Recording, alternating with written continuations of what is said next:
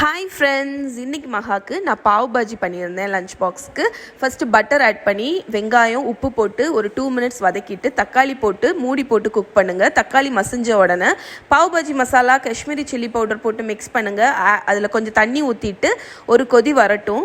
அதுக்கப்புறம் வேக வச்ச வெஜிடபிள்ஸ் நான் பொட்டேட்டோ, கேரட், கேப்சிகம் ஆட் பண்ணியிருக்கேன். நீங்கள் காலிஃப்ளவர் எது வேணுமோ ஆட் பண்ணிக்கோங்க. அதை நல்ல மசிக்கக்கூடியதை வச்சு மசிச்சு விட்டு ஒரு 5 நிமிஷம் கொதிக்க விட்டிங்கன்னா உங்களோட பாவ் பாஜி ரெடி.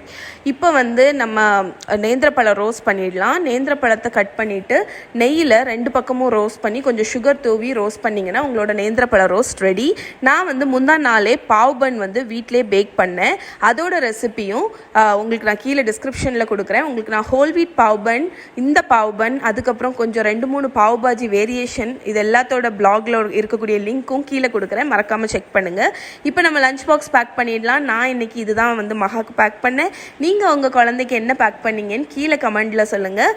எனக்கும் இந்த வீடியோ பார்க்குறவங்களுக்கும் ஹெல்ப்ஃபுல்லாக இருக்கும். நாளைக்கு உங்களை மீட் பண்ணுறேன். Bye bye.